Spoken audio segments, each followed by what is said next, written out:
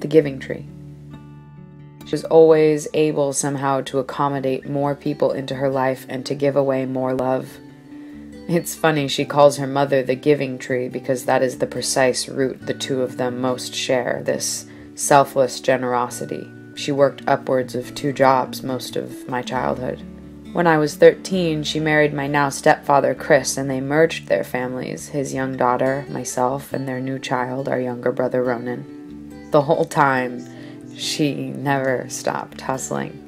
Tilo and Chris had amazing jobs and worked around the clock, giving 3 children the privilege of great education. And then when I was 16, she insisted on taking herself and I to Morocco for a community service project to help underserved street children learn sustainable methods of employment by fixing bicycles.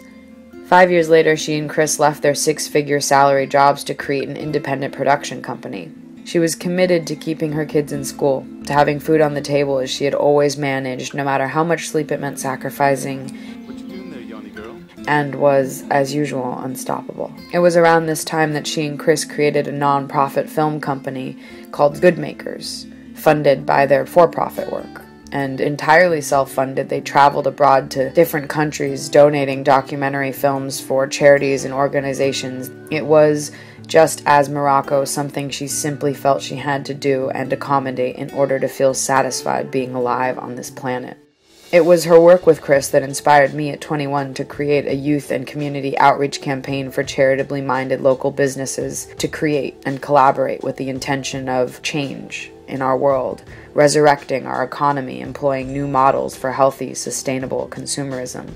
Of course, she supported and believed in us immediately. We called this group the Good Makers Street Team, whereupon she sort of became a mother to upwards of about 7 children between the ages of 18 and 25 who were committed to founding global change by strengthening their local communities. She took us all in, setting up tents in the backyard for us into a creative space where now live and work anywhere between 10 and 12 people given the day or the project. As always, the giving tree asked nothing.